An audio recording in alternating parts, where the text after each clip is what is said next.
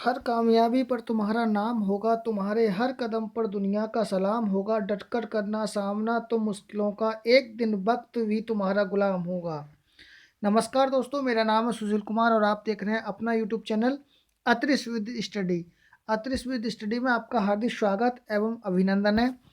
तो प्लीज़ दोस्तों हो जाइए तैयार और आनंद से झूम करके अपनी इस सीरीज़ को कंप्लीट करेंगे।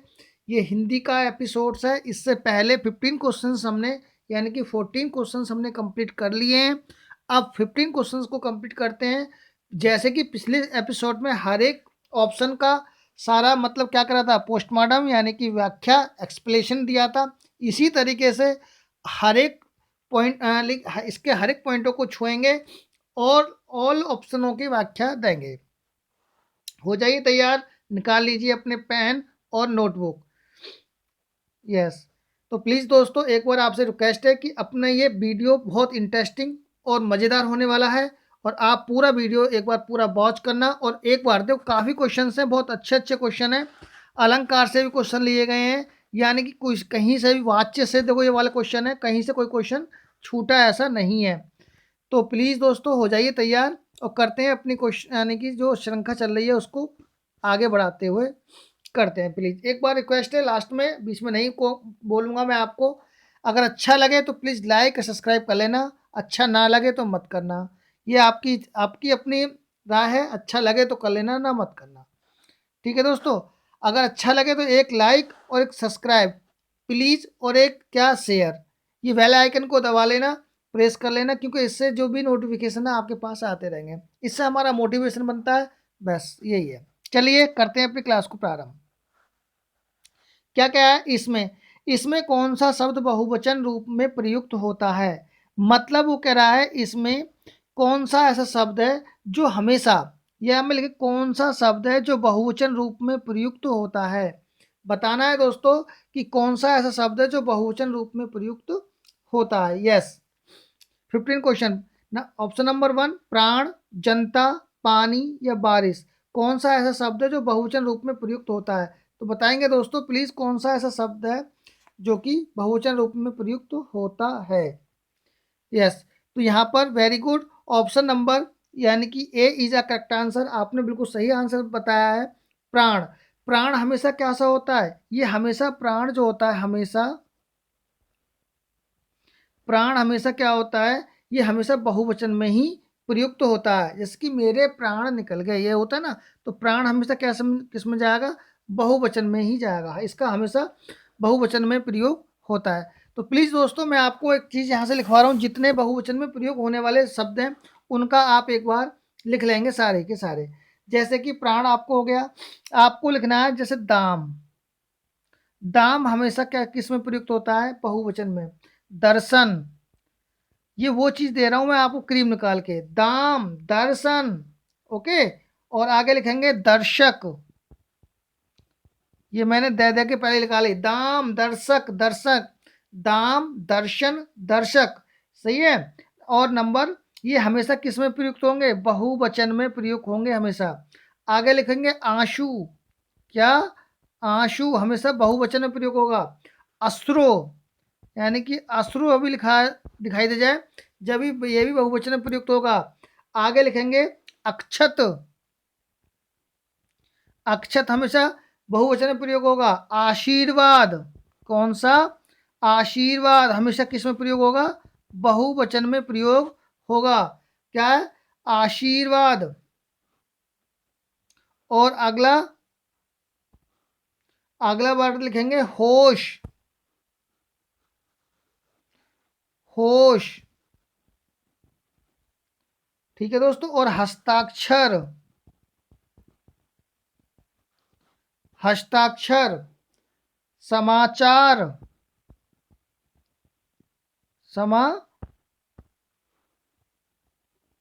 समाचार।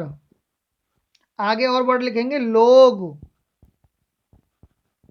ये सारे के सारे वर्ड ऐसे हैं जो कि हमेशा बहुवचन में प्रयुक्त होते हैं। प्लीज़ इन चीज़ों को लिख लेंगे खूब अच्छी तरीके से, कि नोट्स बनाएंगे जो मैंने आपको दिए हैं। ये आपका नोट्स किसी बहुत अच्छे काम, ये गारंटी है दोस्तों कि 1 या 2 नंबर आप यहाँ से लेके जाओगे। और एक नंबर की वैल्यू आपको एक नंबर लग रहा है, पर एक नंबर की वैल्यू पता ना ज़िंदगी बदल देती है। एक नंबर 10 हज़ारों पे भारी पड़ जाता है, ये ध्यान रखना।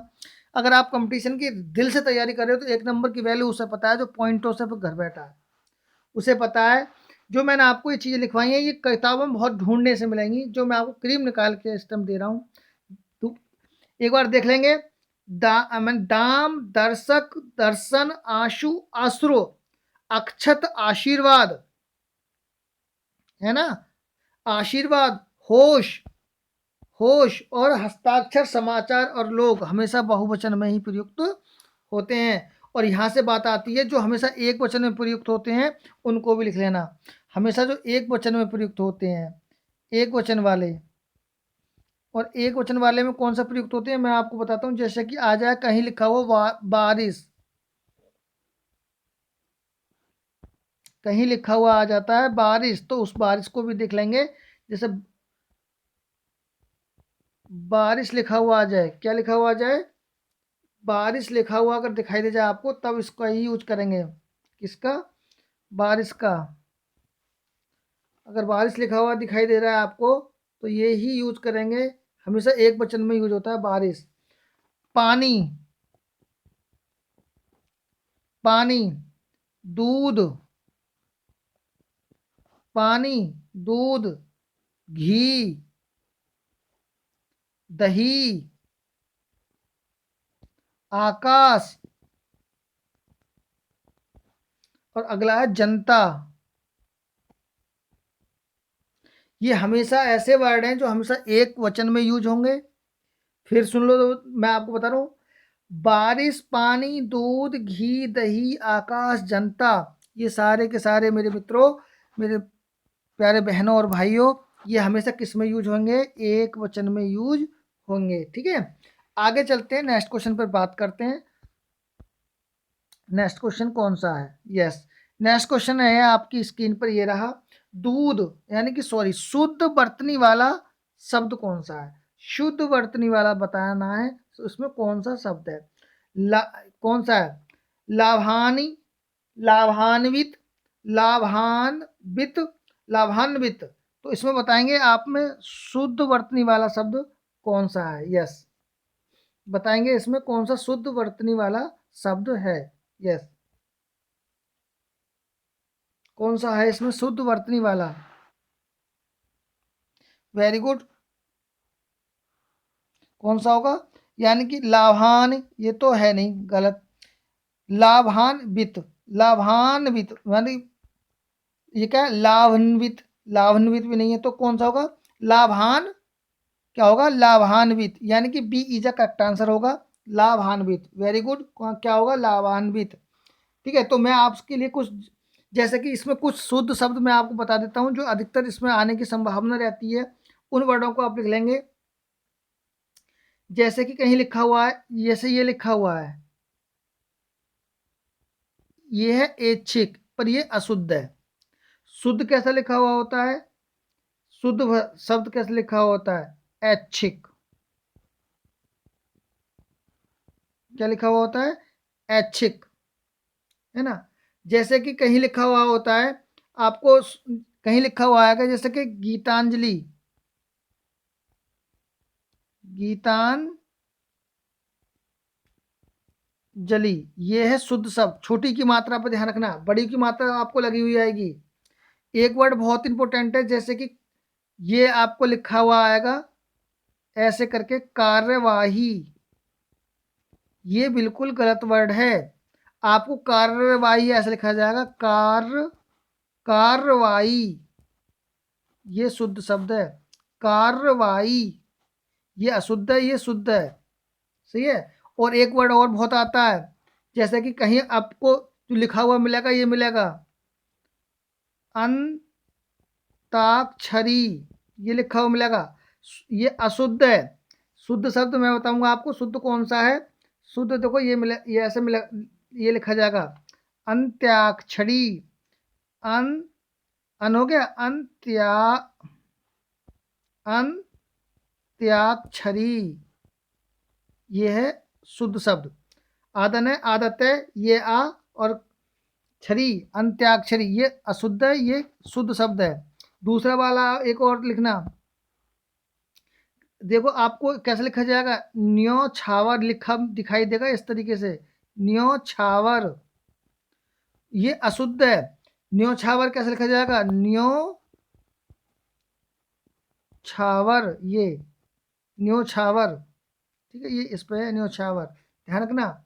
एक वर्ड और है ज्योत्सना, तो आपको इस तरीके से दिखाई देगा ज्योत्सना, कैसे दिखाई देगा, इस तरीके से ज्योत, ये आपको मिलेगा वहां पे अशुद्ध शब्द, पर ये क्या है, गलत है। ज्योत्सना कैसे लिखा जाए, ज्योत्सना, ज्यो आदत, ज्योत हो गया, स्ना, ज्योत्सना, आदत सा और ना, ये ध्यान रखेंगे, आदत है और आदत से होगा था इसमें, ज्योत्सना, ध्यान रखेंगे इस चीज का।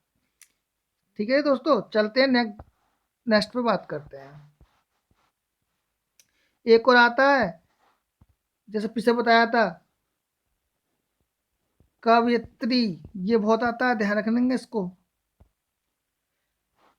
आगे आएंगे वो वर्ड, देखते हैं आगे, देखते हैं नेक्स्ट पे बात करते हैं। मुक्ति बोध की रचना है, मुक्ति बोध की, क्वेश्चन नंबर 17 का आंसर बताएंगे। मुक्ति बोध की रचना है अजय की डायरी, एक साहित्य की डायरी, प्रवास की डायरी, सैलानी की diary. Very very most important question है, मैं आपको इसके सबके बताऊंगा क्वेश्चंस, प्लीज लिख लेंगे एक बार सबके, बताना पहला आंसर इसका क्या आएगा। मुक्ति बोध की रचना है अजय की डायरी, एक साहित्य की डायरी, प्रवास की डायरी या सैलानी की डायरी। यस, बताएंगे आप इसका आंसर कौन सा होगा।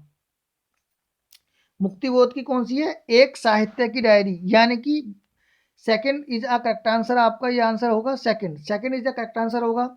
और इसकी रचना इन्होंने कब करी थी, मुक्ति बोध ने ये करी थी 2000 ईस्वी में, ध्यान रखेंगे। चलो अब बात करते हैं नेक्स्ट, अगली बात पे बात करते हैं। जैसे कि इसमें है क्या, इसमें इसमें है सैलानी की डायरी। अब सैलानी की डायरी की कौन है, इसके राइटर कौन है इसके सैलानी की डायरी के, तो इसके लिख लेंगे राजेंद्र अवस्थी, राजेंद्र अवस्थी, राजेंद्र अवस्थी इसके कौन है, राइटर हैं। और कौन सी सन में इसका, अगर सन के बात, अगर सन की बात करें तो 1976, 1976 में राजेंद्र अवस्थी इसके सैलानी की डायरी के, वेरी वेरी इंपॉर्टेंट है अगर ये चीज़ आ जाए। मुक्ति बोध किससे संबंधित है, एक साहित्य की डायरी, कब हुई थी, 2000 में हुई थी। सैलानी की डायरी अगर ये वाली आ जाए, सैलानी की डायरी, तो इसके कौन राइटर है, राजेंद्र प्रसाद है। कौन सी सन में है, 1976 में।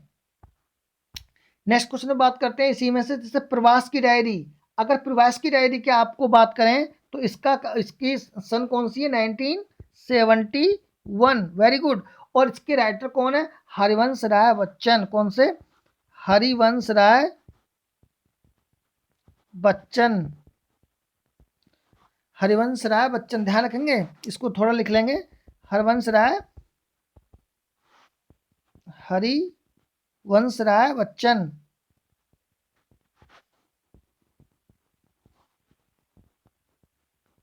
हरिवंश राय बच्चन, ठीक है दोस्तों। सैलानी की डायरी हो गई, सैलानी की डायरी मैंने क्या बताया, दोबारा फिर सुन लेंगे, राजेंद्र अवस्थी 1976, प्रवास की डायरी अभी बताया था 1971, हरिवंश राय बच्चन। अब आएगा अजय की डायरी, किसकी डायरी, अजय की डायरी, इसका कौन है, 1960 में हुआ था, और इसका कौन है, डॉक्टर देवराज, ध्यान रखेंगे कौन है, डॉक्टर देवराज, डॉक्टर देवराज, ठीक है दोस्तों। अगर सन की बात करें तो उसकी सन होगी 1960 में। ये आपको मैं सारे बता दिए, सारी डायरी यहाँ से वेरी इंपॉर्टेंट है, अगर कोई भी क्वेश्चन पूछता है तो यहाँ से क्वेश्चन आपका बाहर नहीं जाएगा। चलिए नेक्स्ट क्वेश्चन में बात करते हैं। बंदे हूँ गुरुपद पदमु परागा, पंक्ति में अलंकार है, यानी कि बंदे हूँ गुरुपद पदमु परागा में कौन सा अलंकार है, बताएंगे दोस्तों। उत्प्रेक्षा अलंकार है, विरोधाभास अलंकार है, रूपक अलंकार है, या अनुप्रास अलंकार है। यस, जल्दी बताएंगे इसमें कौन सा अलंकार होगा। बंदे हूँ गुरुपद पदमु परागा, उत्प्रेक्षा है, विरोधाभास है, रूपक है, या अनुप्रास है। यस, जल्दी बताएंगे। जहां पर वर्णों की आवृत्ति, वेरी गुड, जहां पर वर्णों की आवृत्ति बार बार होती है काव्य में, उसमें कौन सा अलंकार होगा? वेरी गुड, कौन सा? अनुप्रास अलंकार। कौन सा अलंकार? अनुप्रास अलंकार। जहां पर वर्ण की आवृत्ति काव्य में सुंदर बनाने के लिए वर्ण बार बार आते हैं, वहां पर अनुप्रास अलंकार होता है। समझ में बात आ गई? चलिए, जैसे कि इसमें क्या है, कौन सा?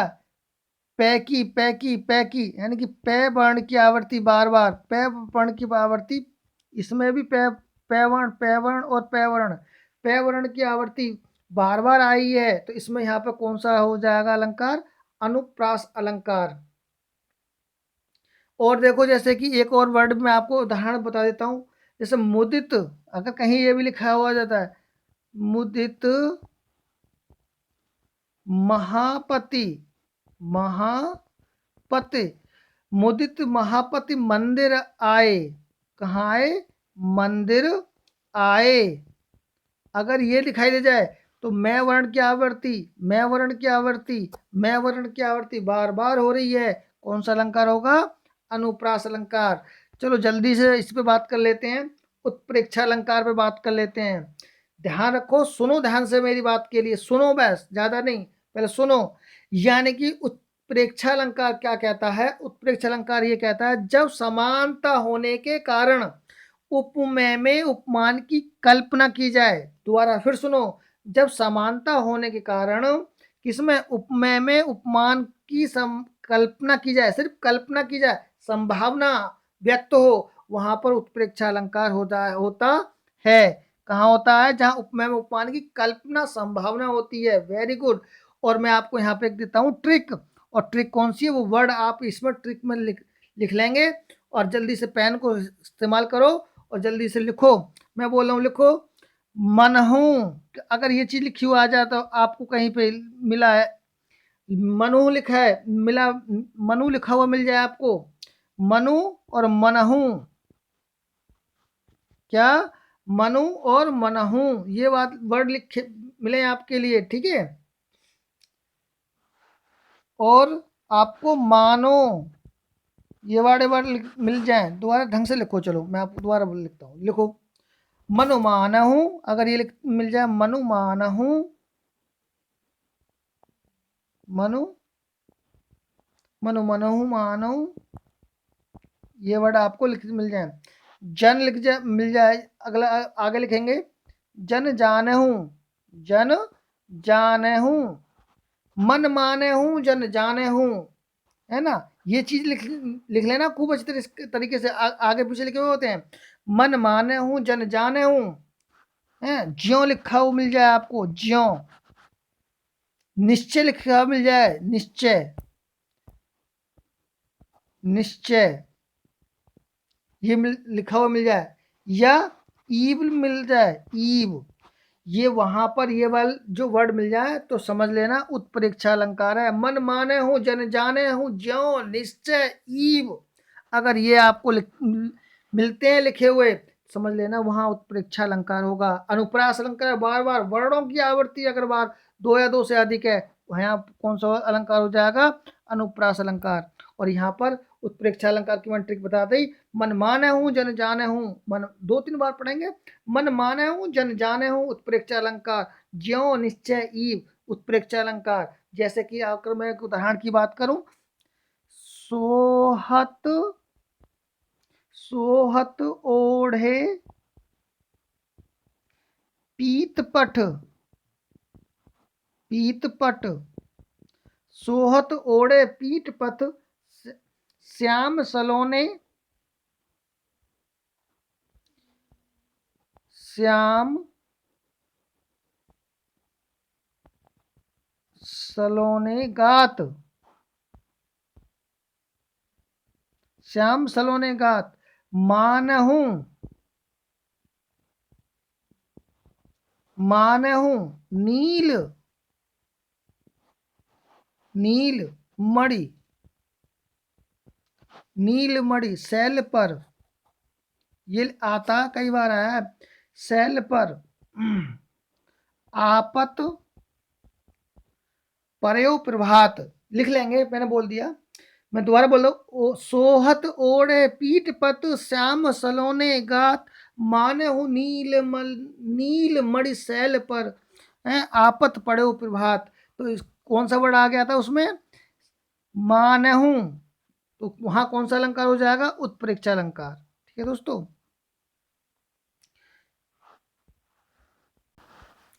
अगर मैं इसका भावार्थ की बात करूं तो इसमें क्या होता है कि श्री कृष्ण के सुंदर श्याम शरीर में नीलमणि जैसे पर्वत की ओर शरीर पर क्या होता है, शोभायमान पीताम्बर से प्रभात की धूप की किरणों में उनकी संभावना व्यक्त की गई है।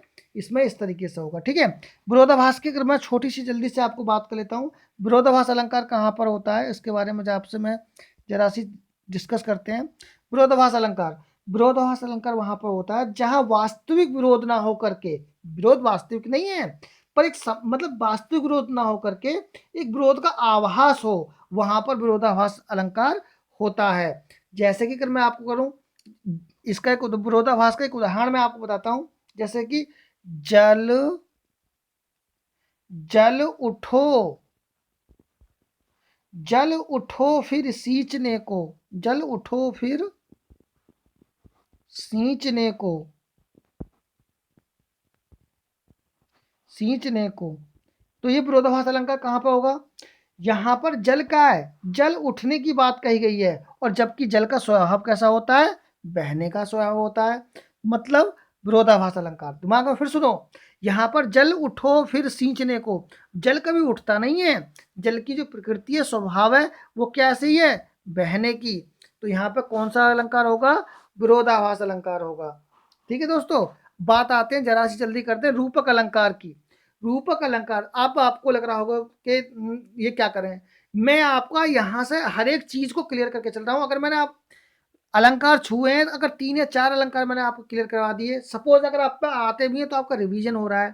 प्लीज दोस्तों पूरी वीडियो देखेंगे, अगर मजा ना आए जब कहना। रूपक अलंकार के बारे में बात करते हैं जल्दी से।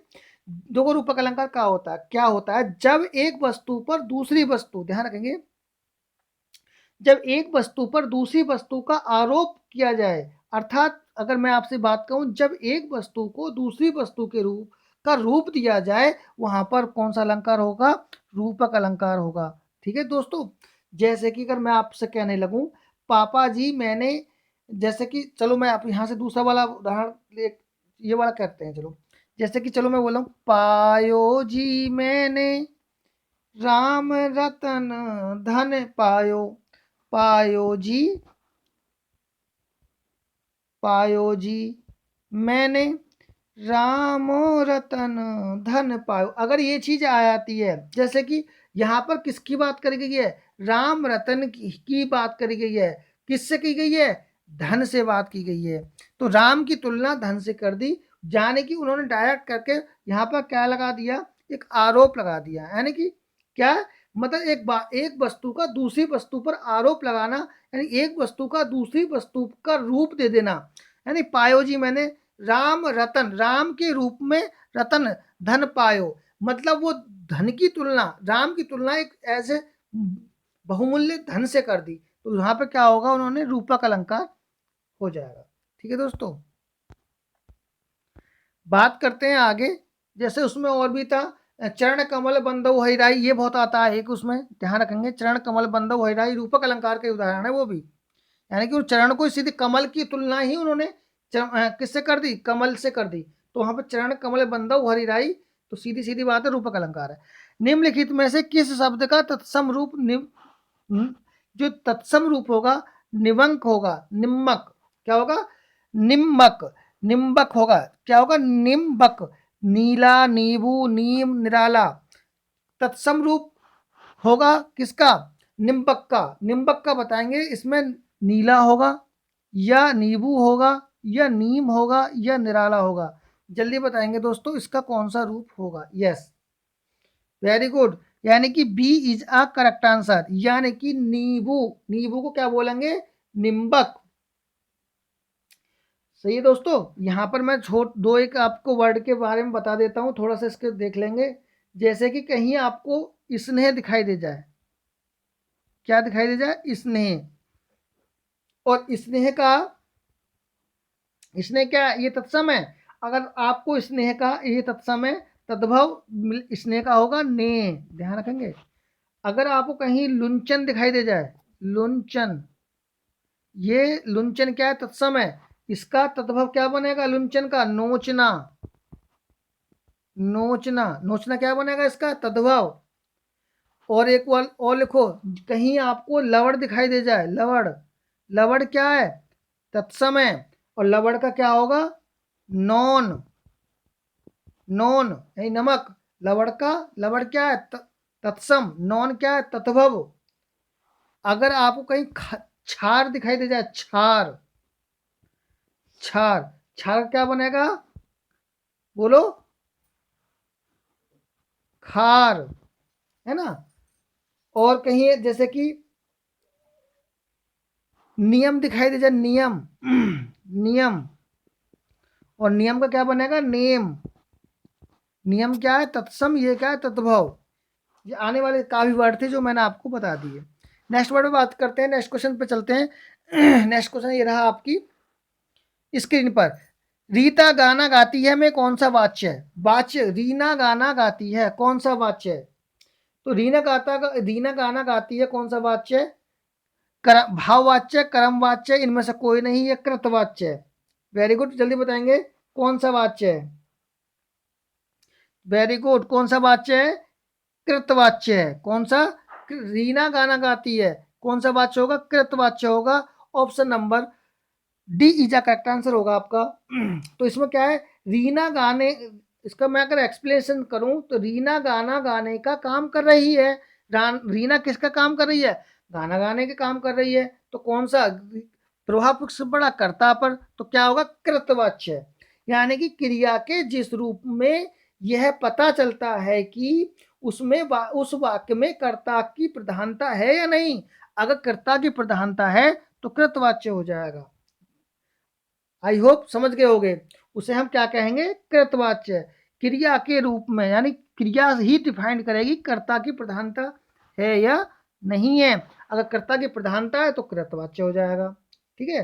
अच्छा, वाच्य किसे कहते हैं? क्रिया के जिस रूप से यह पता चलता है, यानी वाच्य, यानी क्रिया के जिस रूप से यह पता चलता है कि उसमें कर्ता, कर्म, भाव में किसकी प्रधानता है, उसे ही वाच्य कहते हैं। उसे ही वाच्य कहते। ध्यान से सुन लेना। कृतवाच्य, कर्मवाच्य और भाववाच्य क्रिया के जिस रूप से पता चलता है उसे हम क्या बोलते हैं? वाच्य बोलते हैं। कर्मवाच्य में किसकी प्रधानता होती है? कर्म की। किसकी? कर्म की प्रधानता होगी। तो क्या कौन सा वाच्य बन जाएगा? कर्मवाच्य। भाववाच्य की अगर मैं आपसे बात करूं, भाववाच्य में कर्ता या कर्म के बजाय भाव पर प्रधानता होगी। किस पर? भाव पर प्रधानता होगी। तो क्या बन जाएगा वो? भाववाच्य। मेरे पे उठा नहीं जाता, जाया नहीं जाता, वो इस तरीके के वाक्य होंगे। आगे बात करते हैं, सिंपल है। पेड़ से पत्ते गिरते हैं, वेरी इंपोर्टेंट है, कई बार क्वेश्चन आया हुआ है। संप्रदान कारक, अपादान कारक, करण कारक, कर्ता कारक। जल्दी बताएंगे कि पेड़ से पत्ते गिरते हैं। Very good. जब कोई वस्तु किसी चीज से अलग हो जाती है तो कौन सा आ जाएगा? अपादान कारक। आपने बिल्कुल सही बताया। अलग होने के भाव में अपादान कारक का अपादान कारक उसमें ऑप्शन होगा हमारा, जो बिल्कुल सही है। जैसे कर्ता ने कर्म को करण से, है ना, करण से या द्वारा, करण से या द्वारा, ध्यान रखेंगे। संप्रदान को के लिए अपादान से अलग होने के भाव में, तो ये हमारा होगा अपादान। पेड़ से अलग हो गया पत्ता। करण कारक के बारे में थोड़ा सा सुन लेंगे। कारक कितने प्रकार के होते हैं मैं आपको यही बता दूं। कारक होते हैं, कारक 8 प्रकार के होते हैं, लिख लेंगे। 8। संबंध काकी के रारी रे। संबंध किसका होता है? काकी के रारी रे संबंध। अधिकरण में पर, संबोधन हे अरे ओ, ये चीजें उसमें आती हैं। यहां से अगर मैं आपसे बात कहूं कि जैसे कि एक बात मेरे को बताएंगे, राम ने चाकू से फल काटा। राम ने चाकू से फल काटा, इसमें कौन सा कारक है बताएंगे? राम ने चाकू से फल काटा, इसमें कौन सा कारक आएगा? वेरी गुड, कौन सा कारक आएगा? बस जल्दी बताएंगे। करण कारक। कौन सा कारक? करण कारक। राम ने चाकू से फल काटा, कौन सा कारक आएगा? करण कारक। यानी कि जिस वस्तु की सहायता से काटा ना, से या जिसके द्वारा कोई कार्य किया जाता है, वहां पर कौन सा कारक आ जाता है? करण कारक। आगे चलते हैं, नेक्स्ट क्वेश्चन पर बात करते हैं। निम्नलिखित में से कौन सा शब्द नासिक्य स्वर वाला नहीं है? नासिक्य स्वर वाला नहीं है, जल्दी बताएंगे कौन सा नहीं है नासिक्य स्वर वाला? जो नासिक्य, नासिक मानी नासिका से स्वर वाला नहीं है। तो देखो कहाँ आ रही है ना, नासिक्य स्वर आ रहा, बिंद ना की आवाज आ रही है ना, पढ़े तो उसकी आवाज आ रही है, ए नासिक्य ध्वनि आ रही है। सवार ये नहीं है जी, सवार, सवार में नासिक्य की आवाज नहीं आ रही। D is a correct answer. ठीक है दोस्तों, जहां पर मुंह और नाक दोनों इस्तेमाल होती हैं वहां क्या आ जाएगा? नासिक्य ध्वनि, यानी कि पंचमाक्षर के में हम बात कर सकते हैं। आगे चलते हैं और आगे चल के बात करते हैं। वेरी गुड, बहुत वेरी इंपॉर्टेंट क्वेश्चन है, लगा लेंगे, वेरी वेरी मोस्ट इंपॉर्टेंट। वर्तनी की दृष्टि से शुद्ध शब्द है कौन सा? पूज्य। पूज्य यानी तत्कालिक, प्रामाणिक, पैतृक। जल्दी बताएंगे, वेरी मोस्ट इंपोर्टेंट है। किसका आंसर पहला आएगा जल्दी बताएंगे। यस, कौन सा शुद्ध शब्द है? शुद्ध शब्द के बारे में बताएंगे कौन सा है? वेरी शुद्ध शब्द कौन सा है? देखो पूजनीय तो गलत है, ठीक है, आपको कोई पता है पूजनीय गलत है, तो पूजनीय सही कैसा होगा? पूजनीय के शुद्ध ऐसा होता है पूजनीय, ये होगा आपका पूजनीय। तत्कालिक भी आपका गलत है। क्या होता है? तात्कालिक होता है, तत्कालिक नहीं होता। क्या होता है? तात्कालिक। तात्कालिक, वेरी गुड। कौन सा होता है? तात्कालिक, तत्कालिक नहीं, तात्कालिक। अच्छा जी, अब आगे बात करते हैं पैतृक। पैतृक ऐसे नहीं लिखा जाता, ये है गलत। तो कैसे कैसे लिखा जाएगा जी पैतृक? पैतृक बताएंगे कैसे लिखा जाएगा। यस, पैतृक लिखा जाएगा पै ऐ की मात्रा और तय में ये वाला रिज निकाल के और क्या लगा दो, पैतृक। ये हो जाएगा क्या? पैतृक। Very good. अगर अब बात करते हैं कौन सा शुद्ध शब्द है? शुद्ध है प्रामाणिक, ना कि प्रामाणिक। प्रामाणिक भी दे देता है कभी कभी, हमारा शुद्ध शब्द होगा प्रामाणिक। सही है दोस्तों, आई होप आप समझ गए होंगे। अगर कहीं पर दरिद्रता, दरिद्रता अगर ये ऐसा लिखा जाए तो ध्यान रखना, ये दरिद्रता शुद्ध शब्द है, ये ऐसा लिखा जाए दरिद्रता। विश्लेषण, कैसे? विश्लेषण ऐसे लिखा जाता है, विश्लेषण। बाकी पीछे भी बता दिए थे।